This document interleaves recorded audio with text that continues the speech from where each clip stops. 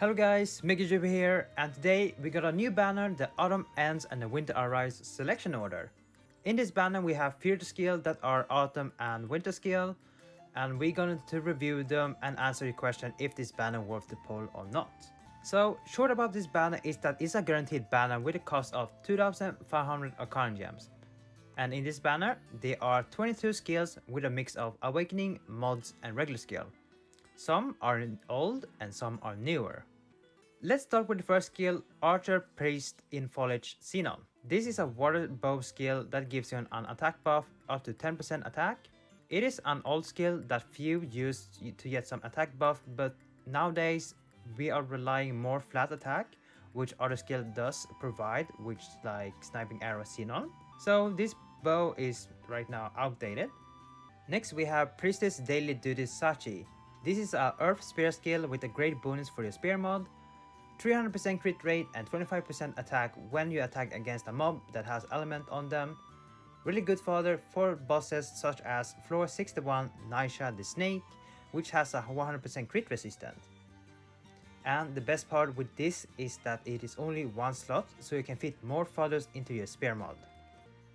Obligation of Priestess Silica. This is the passive skill that gives you 3% attack at max limb break if your HP is above 75%. And it gives also extra 200 additional damage.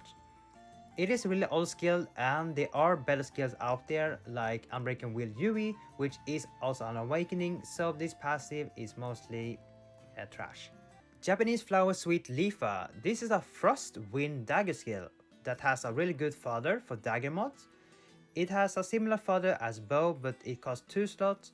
And this fodder is mostly used during GOG or party where you have at least one aggro user that gets focus and you use your dagger mod to deal more damage. It is alright, but there are better dagger fodder out there that can replace these skills to deal more damage. Precise Artist Asuna. This is an Earth Raper skill that gives you up to 20% crit rate and also helps you to destack an enemy that has a buff stack. This skill is mostly used for situational fight where you need to destack a boss with a buff stacks, usually in GOG that sometimes has it and you use it for it. And sometimes you put inside a rapier mod if you have multiple skills that is also a destack. So not bad skill. Unique Sense Yuuki. This is a really good passive skill that scales off your level. The higher level you are, the higher attack percent you will get. So at level 200 you will receive 34% attack, which is a lot. And this passive and many other Veteran Sword Technique 4 passive skill are used most every single build, so a really good passive. Cute Paint of Silica, a slash earth dagger skill that can apply mark.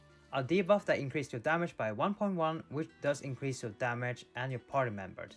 And it is really good to have when you do GOG or party event. And it does deal more damage for every poison stack on the enemy, so I would say a good dagger skill, but you don't really need it, but it's still a good skill. Bohemian Paint Argo. This is a blunt fire axe that can give you crit rate up to 20%, and not only that, it can also give you additional damage based on your max HP, just like Top Speeder Leafa or Shiner's Koharu when you use your switch. But you will also apply yourself a debuff where the enemy can hit you and deal 3 times more damage than regular.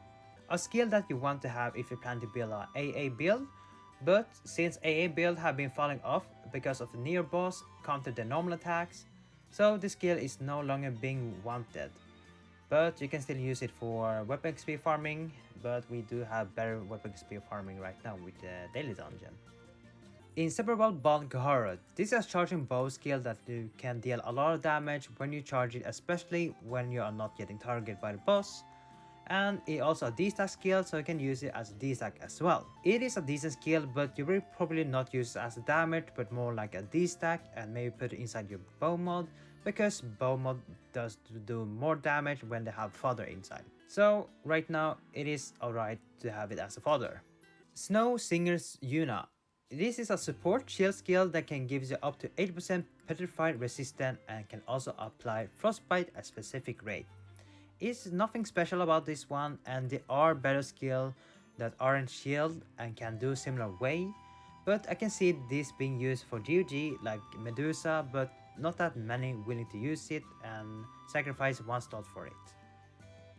Innocent Hardball Leafa. This is the Earth mod skill. Just like many other mod skill, this one has a 50% element damage and also need 1 Kirito skill to get 500 attack. And as you know, most of the mod skill are good, and this one is alright as long as you have some spare fodder and can build around it. Snowy Connection Yui. This is a passive skill that can give you Earth element for your normal attacks, and it is one of the passes that you need when you are building around AA build. But like I said before, AA have been falling off, so these passes aren't being used that much anymore. Super Fishing Area Kirito. Finally a holy mod sword that most of the high-end players use to defeat one of the harder boss, level 175 Chaos Dalos. It has a long range animation and it is perfect for the 2 double damage mark skill like Treasure Hunter Philia, and you guys already know how strong a mod sword can be when you put inside Asur Juju or Knight of Resolution Alice. Definitely a good holy mod sword if you don't have one, otherwise there are better ones out there. Friendly Relation Lisbeth. This is a support mage skill that can grant you and your party member up to 20% crit damage for 15 seconds and also apply beer buff. Really nice awakening skill to have even for solo, where you can just give it to Koharu and she can apply crit damage for you. The only issue with this is that it has a long cooldown, which is at 20 seconds. It's not a must mage support yet, but it can be nice to have if you and your party member can crit. Chilling on the Ice Sanya. This is a blunt fire axe skill that can give blunt debuff and also buff like Super Fishing Area Kirito and Friendly Relationship Lisbeth a bear buff. A nice support skill to have if you want to deal more blunt damage with your axe, and it is really good to have when you're farming for the Chaos One-Eyed level 155. White Friend Silica. It is an awakening passive skill that gives you attack stack every time you use your switch. Also, you get extra defense up to 3% at max lane break, so it is a really nice passive to get for your sword build, but it's not necessary to have it. Malus Queen Asuna. Another awakening passive skill that gives you crit damage when you are below 50% HP and can deal more damage to the boss that are weak to blunt. It is alright passive skill if you can manage to stay below 50%, which can be hard and you rather want to be a full than not, if you're not playing around suicide build. Persica Girl Lisbeth. This is a fire blunt mace skill that can raise your critical damage up to 3%, which is nice to have if you can crit. If you can't crit, then you won't be able to deal extra damage, and nothing more to say about then other than it's a support mace skill. Vitis Lady Yuuki. This is a power rise passive skill that increases earth element damage and also get 2 different effects depends if you have Kirito skill or not in your set. If you have one, then you will get higher chance to apply burn, and if you don't have, then you will deal 30 more damage if you don't have it. So it is alright power rise without being an awakening, and it can be nice to have if you don't have any power rise right now, but there are better power rise out there which can be better to have and have a better conditional. Citron Knight Alice. Just like Treasure Hunter Philia, Citron Knight Alice is basically the same as Philia that gives double damage and also holy buff up to 45% holy if you limit break it. A strong support skill that you can have in your dagger set, or even give it to Koharu if you want her to apply the mark so you can deal more damage.